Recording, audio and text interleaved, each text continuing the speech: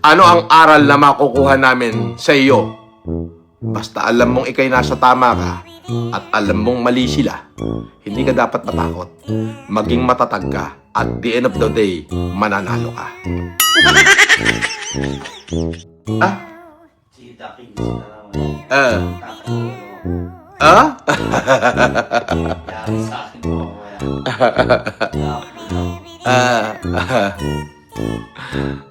Wag mo nang patuloy si Roming Dugas Bigas. Wala naman yan eh. Wala kwenta si Roming Dugas Bigas. Halika, dito ka. Dito ka. Gaya mo. Sariwa.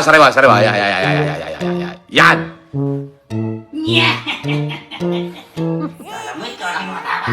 Roming ano? Roming Dugas Bigas.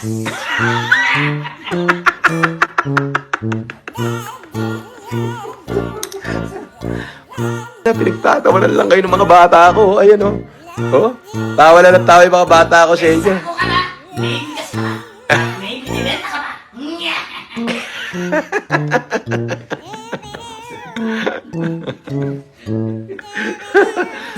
Tinatawanan lang kayo ng mga bata ko. May kilala ka bang Remy Mangusin? Ay, mami ko. Mami mo, Gilbert mami ko. Mangusin. Asawa niya. Asawa niya. Okay. Etong mga Mangusin ba ay close pa sa iyo?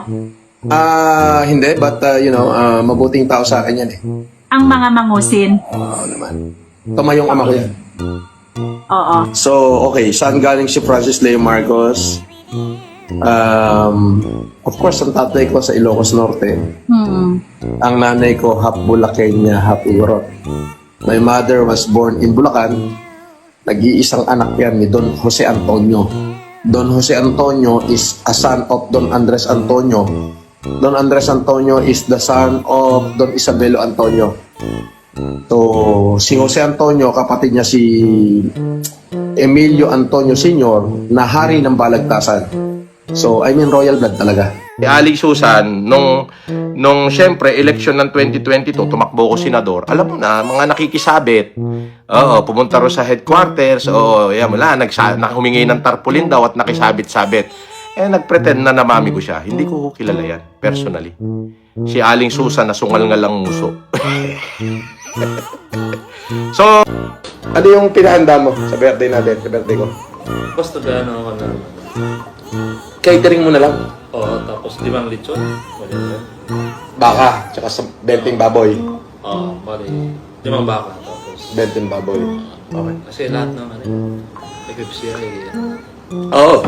Tapos, hindi, bali ang bilhin mo na lang, yung lechon. tapos may Catering, catering service na lang. Kumuha kayo tig mga tig to 2,000 per head. Basta kompleto na yun. Sila na mag-a-arrange. Yung parang nag-a-arrange sa Green Meadow dito sa bahay. Sige. Imbitahan mo sila, Mighty Burao. May tiburaot. Pakainin mo. Invited ka, pakainin kita ng bato.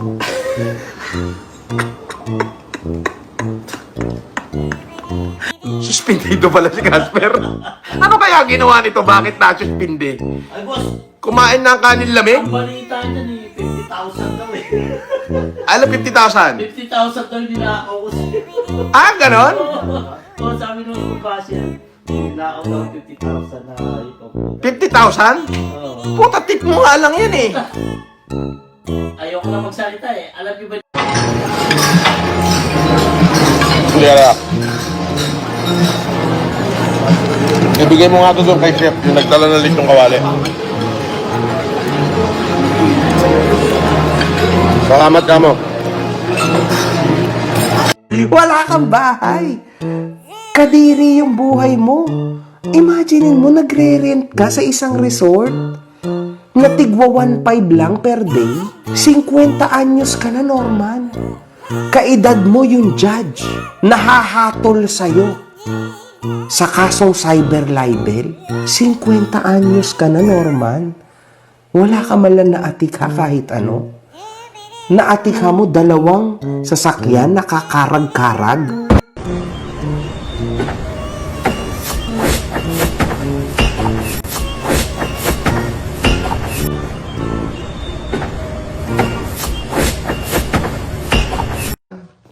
Yung pinakikita mo na sa kayabangan mo na mga hotel-hotel accommodation pag-abroad mo, peanut.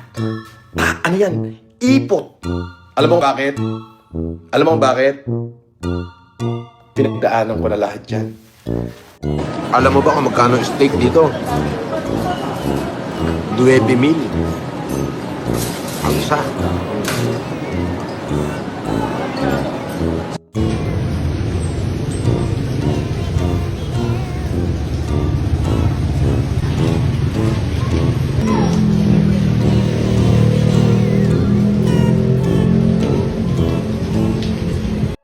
You are not Marcos Scammer!